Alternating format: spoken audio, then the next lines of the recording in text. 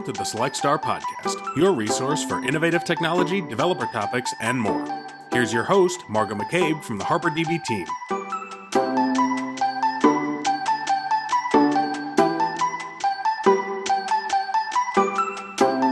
All right, so we are live. So welcome everyone to Select Star, your resource for innovative technology and developer topics. Thanks for tuning in. So today we have another special guest that I'm super excited about. We have Ron Lewis, who is the Director of Innovation and Engineering at Lumen Technologies. So the team at HarperDB has actually been in contact with Ron. I think it's been at least a few years now. It's been quite a while that we've been building a relationship with you, Ron, and your team, and so really excited to have you on today. And thanks for joining. Awesome. Hey, thanks for inviting me. This is. I've been looking forward to this.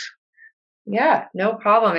It's kind of a fun. It seems like everyone's doing podcasts these days. It's just a fun way to, yet another medium to get information out and just have conversations with super smart people. So it'll be fun. But before we get started, Ron, why don't you give us just kind of an overview on who you are, your background, what led you to what you're doing today, what you're working on.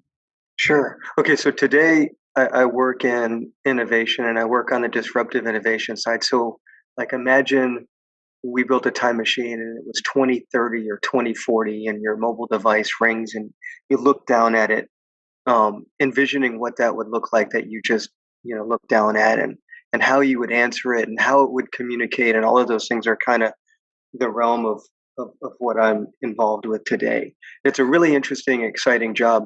One of my peers says we're in the business of making flying carpets. And I think that's pretty a creative way of describing what we do. Being a military veteran, though, working in the Air Force, flying anything that flies needs some kind of runway to become airborne. And so I'm always looking for the technologies that kind of hook things together, that provide that runway to get this disruptive innovation off the ground. And HarperDB, I think, is one. That's one of the things that drew me to HarperDB, right? Because HarperDB provides this amazing runway for launching fourth industrial revolution technology. So I've heard you. So you said a little bit about me and what I'm doing. What drew me to HarperDB? What was the other question? And I apologize. Oh no, I think you covered pretty much most of it. Just wanted to hear a little bit about your background and where you're at today. So I think that covers a lot of it. I know we've been having conversations on and off over a couple years, and as you said, it seems like HarperDB kind of fits in with the areas you're focused on when it comes to innovation, disruptive technologies. But I'm kind of curious to hear a little bit more on that, of just kind of like how our relationship has developed, like what you thought of HarperDB when you first discovered it, and gotten to know it more. What's drawn you to it? Because it's when we have a product and a company like HarperDB, everyone has kind of a different take on it. So it's always interesting to hear. Yeah, so it's amazing. So when I first discovered HarperDB, Jason had reached out to me because I had been surfing your website, and one of the things that stood out to me was the attention to detail in your branding. If you could if I had my camera on, you'd see me wearing one of my favorite shirts, is my HarperDB T-shirt that Stephen had given me, and that my daughter is constantly trying to take from me. She's like, "Yeah, I love that shirt. Can I have it?" But that was just kind of like the tip of the iceberg. As we started looking at HarperDB, we were looking for something that was easy to use, easy to deploy, flexible, and scalable. And we were working on a project for the DoD that required me to be able to move data and contextualize data and converge data. And I needed something that was, again, super easy to use and super fast and intuitive. And I remember talking to Jason and saying, "Hey, can I deploy this on a Raspberry Pi?" And he said, "Yeah, I think so. I think we're doing that today." And I said, "Can I deploy it on a Tinkerboard?" And he said, "What's a Tinkerboard?" And I said, "It's like a Raspberry Pi, but it's got twice as much memory." And he said, "Well, I think so." And it was funny because when I talked to the team, Stephen called me and he said, "Hey, why are you interested in the Tinkerboard? And I said, because it's rock solid. It's made by Asus. It's super fast. The only drawback is it's 32-bit, but I mean, it's bulletproof and it has a lot greater survivability.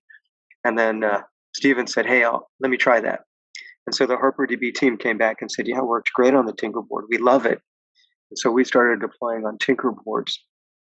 But I needed the ability to do large scale analytics as well and move the data between the nodes and do it again simply, right? And so we could do all of that. We could define the data movement and all of these really cool, crazy things um, as we were looking at these, military adaptation. We could take data that is running integrated into a controller environment, like an OT environment, and we could expose that data without having to have a human machine interface, an HMI. We could leverage our produce security reference architecture, so we could do like OT data securely, and move that OT data into the cloud, and then I could move it into this highly scalable enterprise analytics domain that's powered by HarperDB in the cloud on compute nodes. It was just absolutely amazing to me, the flexibility that and so we started looking at all of the other databases that there's 50,000 different data engines that can play with. And so when I say we used them all, we didn't use all 50,000, but we took all of the major data engines that are scalable. And we looked at Couchbase and a whole bunch of others. And the names escape me at the moment. But we ended up, focusing on HarperDB because of the flexibility. And then Stephen came up with the idea of functions, because a lot of what we did required us to put an API proxy in front of the data engine. And he said, hey, how about I make your life simpler? Simpler is great, because that was one of our design goals, is let's make this simple to adopt, simple to use, low risk, flexible, fast. And it was just amazing how HarperDB checked all of those boxes. Just amazing. And then, not to mention that the team is so fun to work with. Kind of icing on the cake.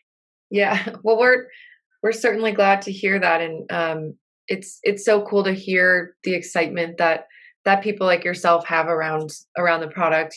For people listening, we're not making Ron say any of this, so it's awesome to hear people that are such big fans and kind of have been with us along this journey. And as you mentioned, it's been an interactive process where we're super appreciative of the feedback and input that people like you and your team have provided us, where, as you said in the Tinkerboard example, you suggest something, we can go try it out, see how it's relevant for the market. So it's been a really great kind of back and forth type of relationship. I think that's something we've learned at HarperDB, is that a lot of our best traction and finding different partnerships and things has been through building these connections with people that truly understand the product and what we're doing, and people that can give us that feedback. So it's been definitely a beneficial relationship both ways, and it's always awesome to hear those positive thoughts and people that are getting excited about it. So definitely appreciate it. And I know, Ron, you mentioned that you work a lot with disruptive technologies, and that you spend a lot of time researching what really are disruptive technologies now versus 5 years ago versus 5 years into the future. So does that kind of fit into this? Do you see HarperDB as disruptive? So I do. And the reason that I think of HarperDB as disruptive is because, you oftentimes call HarperDB a database, but it's not really a database. It's and some folks will use the term data mesh or data fabric, but I see HarperDB as more of a data surface. And the whole idea, especially with functions, the whole idea is to be able to converge and contextualize data to support decision making. So I'm a huge Isaac Asimov fan, right? I love science fiction. Maybe that fits nicely in with what I do, because a lot of what we see in the disruptive space is the stuff that science fiction movies are made of. And I always like to use the example of the Terminator. Can you imagine if we had a T9000 based on today's technology? And even if it was a 5G LTE connection, let's say that we're doing best and greatest of existing technology, and the T9000 is in a remote area looking for Sarah Connor, and the connection is like he can't get 5G LTE. He's down to 1G or something. It's like, ah, I can't support the autonomous decision making. There's just too much data, and I can't get it across this tiny thin pipe.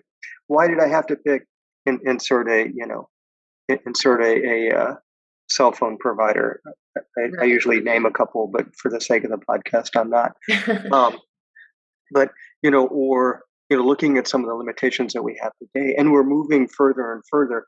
But then imagine, how much data has to move, and then as we start looking at, if you look at how much data, these self-driving cars like a Tesla or Alphabet create, on an hourly basis from all of the OT data that's collected inside, the onboard systems within the car.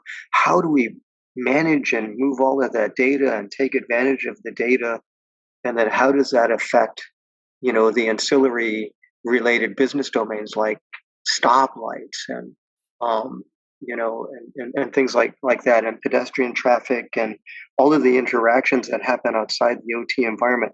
How do we find a way to get the data to where it needs to be? And so I start looking at, as we talk about fourth industrial revolution, I'm not a market person. I'm an engineer, and it's maybe not the best idea to put me into a marketing role, uh, because I look at things as buzzwordish and I go, what does the fourth industrial revolution really mean? And what are we supporting from a use case perspective? And I often go back to, it's all about the convergence and enrichment of data, and then contextualizing that data so that we can apply it to autonomous decision making across different business domains. Uh, and so, how do we do that? And how do we do that fast? And how do we do that in myriad different ways? And what are the interdependencies? And if we try to do it, using traditional database technologies, imagine trying to find a database engine that was small and flexible enough to run on a Pi Zero, or some sort of microcontroller running on an onboard system, and then being able to extend that to edge bare metal or some kind of edge compute environment where you can do, higher fidelity analysis using some sort of DNN. And then how do you move that to the cloud, and what are the and how do you do that quickly, right? I mean, so you start thinking about how databases communicate with each other, and the different types of models and API calls or ODBC connectors or JDBC connectors. Um, and I love the way that HarperDB does it through the native integration of all of these components, and whether it's running on a Tinkerboard or an Asus Rock Pro or an RPi, or some small microcontroller integrated with some OT set of systems, or if it's a VM running in an edge compute environment orchestrated out of a cloud using some hybrid cloud orchestrator, or if I'm a compute node sitting in a VM somewhere in the cloud collecting data for a greater level of fidelity using a TPU, or something along those lines to support the inference, or the redefining of a model that's going to propagate using HarperDB functions. I mean, just to me, that's disruptive, because I'm able to move the different types of data and the different types of assets like functionality, from place to place seamlessly without having to worry about the interoperability of different data engines. Nor do I have to worry about the size and scale, because that's the other thing that's disruptive to me. Databases are not typically designed because they're persistent versus non-persistent. Databases tend to be scaled vertically instead of horizontally, and HarperDB scales beautifully. I mean, a containerized version of HarperDB tied to persistent storage allows me to scale HarperDB to meet my performance goals. It's not like HarperDB doesn't perform like amazingly. Even in a small context, the workload that it can perform is amazing to me. But the ability to actually scale it to horizontally is just amazing as well, because that's not typical. That's atypical for database engines. Right. Yeah, I think that's a really interesting way to look at it and a great overview. And I like that you kind of took a step back and said, what even does the fourth industrial revolution mean? Because as you said, around a lot of these buzzwords, I think some people are, and I'm sure myself included, can be guilty of throwing around different buzzwords without really truly understanding what they mean or how they were adopted, and coining different technologies with different labels without really analyzing that at the core. And so I think you've done a good job of really unwrapping that and looking at what really makes a disruptive technology, how can technologies fit that. I'm curious, from your perspective, are there other examples of disruptive technologies that are really relevant right now? And, um, are disruptive technologies sometimes negative? Are there pros and cons to being disruptive? Is it usually looked at as more of a positive movement? Just kind of curious your thoughts on that. Oh man. So being a disruptive guy can be disheartening sometimes because a lot of what we talk about is like, nah, that can't really work. Right. Talk about photo optics, or I'll talk about neuromorphic processors. I'll talk about quantum computing, for example, and or quantum resiliency. And it's like, oh, all of that stuff is science fiction. And I love taking folks on tours of my lab. Usually at any given point in time, I'll have a small team of interns that are busily working in my lab. And if you walk into the lab with me, generally they don't even bother to look up. They're just like busy working away. And and I'll go, hey, can you explain what you're working on? Yes, I'm working on a photo optic CPU that uses light and colored light to do non-deterministic compute to support a non-deterministic compute plane. Usually the folks that are visiting will go, what? Yeah. What does that mean? Yeah. How does that work? And so we show some really cool stuff. Or like I'll break out one of the, so one of the goals of what I do is enhancing quality of life. Right? It's all about making people's lives better. That should kind of be the focus of technology. And so talking about like um, health, and so like especially like with COVID hit Indian reservations pretty hard. And so some of what we're doing is, from a communications perspective, trying to use like fixed wireless, and we have long range unlicensed spectrum Wi-Fi radios that allow us to push signals 50 plus miles and get fiber like speeds. And then when you talk about connecting reservations to the internet so that we can do telehealth and those sorts of things, that's the sort of stuff that is relatively, it's near term disruptive, right? Because we're not doing it as an industry per se, but applying that to quality of life and healthcare and those sorts of things. Other things that are disruptive, different ways of leveraging existing IoT-ish and connected devices around elder care and home health as the U.S. population ages, and then increasing quality of life. Those are the kind of things that are quasi-disruptive, but extremely important from my perspective. Right. Right. And the robot dogs are amazing. I mean, we work with Boston Dynamics, Oh, cool. and we use these. They're called quadrupeds, but they look like dogs, so we call them Spot. They'd fit in right in with Harper, because I think everyone at Harper just about has a dog, and they get to bring them to work. True. Yeah. And so we'll bring the quadruped. We call him Spot, and he's pretty well behaved. But I mean, it's a robot that we use for search and rescue at DHS. So Oh, wow. it kind of neat. And then everybody freaks out when we get the robot dog and walk them through a building because it's so well behaved. Right. Don't have to do too much training there. I can feel that. We have a rescue puppy at home right now that's about 9 or 10 months now, and so sometimes I wish he was a robot dog, I guess. But yeah, that's it's cool to be in that. It must be really great to be in that space that you're in, where, as you said, it's technology for good, and making necessary changes and helping people, not just like innovating and creating for the sake of it, but with these really great long-term goals. I think that's probably one of the best places to be in, and probably super motivating to get up each day and be like, what are we going to work on today that can help improve the lives of other people? I like to, so I watch Phineas and Ferb a lot with kids and grandkids when my kids were growing up. It's one of my favorite TV shows, and it says, so what should we do today, Ferb? As they're brainstorming what they're going to build, some kind of neat gadget or cool gadget. And my life is a lot like a Phineas and Ferb show minus the music. It's like, hey, what are we going to do today? What are we going to go build? And so I do have a really amazing and fun job. Yeah.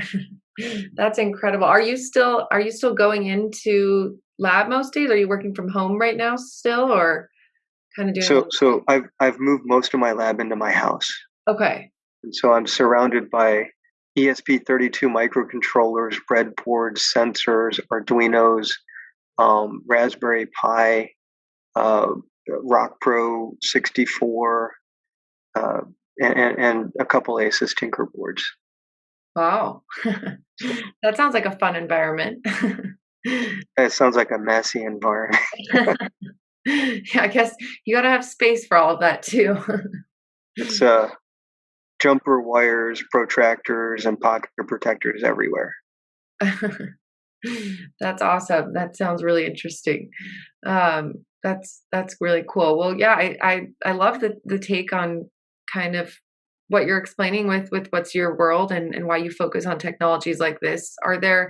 Um, is there anything else, related to fourth industrial revolution, and kind of your focus right now, like any I don't know, any other technologies you're focused on, any thoughts you have about it, any predictions for, where this is going to move in the next year, 5 years, 10 years? I know with how rapidly technology has been advancing and created over the past 10 or 20 years, it's hard to even predict, what that So will be in another I, 10 I years. okay, so this is a scary question, right? Because I remember Bill Gates saying 64K, who could possibly need more than that, right? As he designed 10 stacks of 64K into the Microsoft DOS. Right. And those of us that have been in computers like a really, really long time, I'm dating myself, go, oh man, I don't want to make a comment like that. Or Apple, when Apple said 2K, more than you could ever possibly use. Or the guy from Digital Corp, Ted, when he said, why would anyone want to have a personal computer in the house? Personal computer market is never going to take off. And it's funny as we're recording this podcast over personal computers, right? Um, but yeah, so I think it's safe to say there's a couple trends that I see happening, right? And so um, the move from cloud to edge, I think, is almost certain uh, for myriad reasons. I think that highly distributed, so the nature of applications themselves are going to change um, and take on a more distributed nature. And not distributed like when we talk about blockchain and DLT. I mean, yes, those are distributed apps, but more along the lines of distributed functionality using a FAS and BAS architecture, and then BAS on the back end and FAS on the client, and then back end to back end communication happening as edge workloads that are all centrally managed and deployed from some type of cloud orchestrator.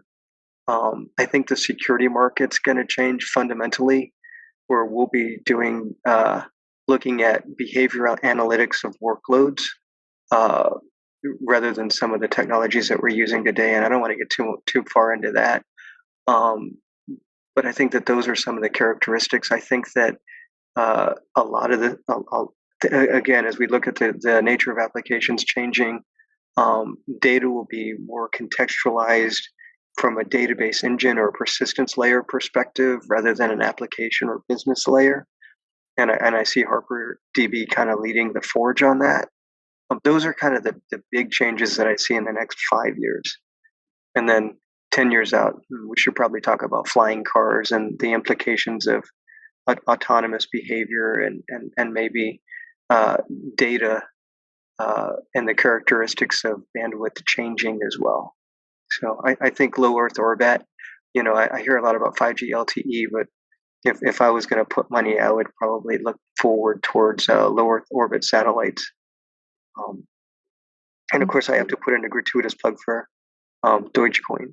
So Yeah, well, I think if there's anyone to trust on where to put the money with the predictions, you're probably in a pretty good space to kind of be able to analyze and know what's to come. So I think it's really interesting to hear that. And even bringing up flying cars, it's not that long ago that people were saying, oh, we'll have flying cars in 2010 or by 2020. And I know a lot of times with these types of things, the technology is already there, but it's just the infrastructure or regulations or other things that might be holding it back. Do you think that's the case a lot? Is that when it comes to innovation with technology, a lot of times the invention or the technology is already there, but it's more about how to harness it?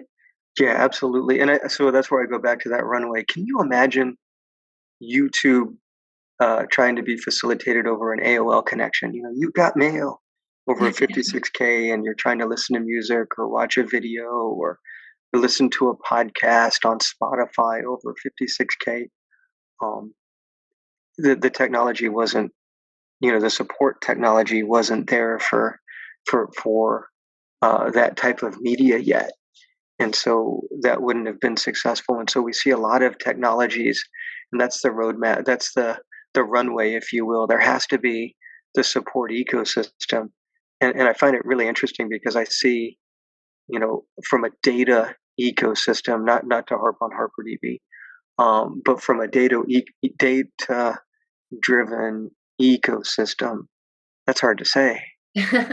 But from a data driven ecosystem, HarperDB is kind of paving the path forward, moving from mesh to fabric to actual data surface, and then providing that contextualization of data right out of the database engine, which is going to be key to a fundamental shift in application behavior. Right. Yeah. Yeah, that's a good point. And I know, it's interesting because even the I think 2.5 years now that I've been with HarperDB, I've seen, lots of conversations that our team has been having and other similar technologies with large enterprise type companies down to, other small tech startups where we have these really interesting conversations around something like IoT or edge hybrid cloud computing. And the companies are super excited and, we have a great conversation. And then at the end they say, but I think it's a little too early. We're not quite ready to innovate to that level yet. Like it's not that easy to just make all these changes and just, incorporate all these new ideas. And so I think that's something that's really interesting about innovation is making those changes can probably take a lot longer, and especially depending on how big the company is and the infrastructure. But just implementation and making those changes and adjustments can probably be the most challenging part. Whereas, building the technology, discussing it, talking about the solution is the fun part. Yeah, very, very true.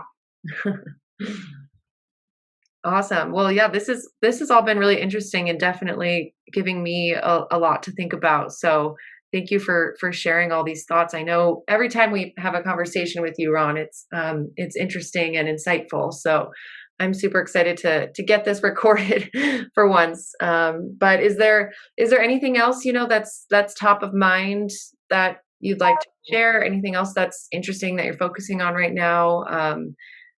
Just kind of before we wrap up with our last few minutes, any last words? Yeah, so I think, words of wisdom, right? So you always want to end a podcast with something really wise. And it's interesting because to me, the future is all about data and having data where you need it, and having data where it's, being able to orchestrate data where it's both being created and consumed, and the focus needs to be on data and data contextualization. And most of what I'm working on is either orchestration of assets consuming data or orchestrating data itself. And so my advice is we're looking forward towards the future is make sure you're looking at your data and how you're handling your data assets. Hmm.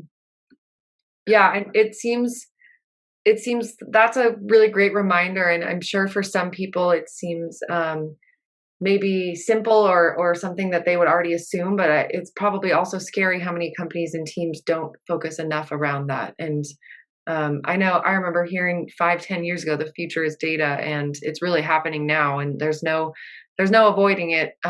You have to deal with it and figure it out in some way or another. And so there's lots of different ways to manage that data and different technologies to work with. It's just kind of about finding what works best for you and your team and your long-term goals. But Yeah, that's a really great point. I know that's been a hot topic for quite a while now. Awesome. Margo, thank you. This has been a blast. I've really enjoyed uh, talking with you today and talking about technology in the future. And Yeah, of course. Thank you for taking the time to chat with us. I'm excited to get this out there, and for people listening, if you have any follow up questions or topics that Ron discussed today that you'd like to hear more about, you can always let us know. You can email us, comment on our podcasts, anything like that. We could always do a follow up episode in a couple months or something if there's anything you'd like to hear more expanded on, because I know today was kind of a high level overview, and Ron definitely has a lot of information to share, so we can expand if people are interested. So thank you, Ron, for taking the time today to share your insights, and thank you for everyone that's listening. As always, we'll have Select Star available on all the different podcast channels, so hopefully you're able to access it. And well, I guess we'll just see you next time. Thanks, Ron. Thanks for listening to Select Star, your resource for innovative technology and developer topics. You can find our episodes in all the usual places: Spotify, Apple, Google, RSS, and YouTube. Don't forget to rate, comment, subscribe, and share. You can learn more about HarperDB at harperdb.io.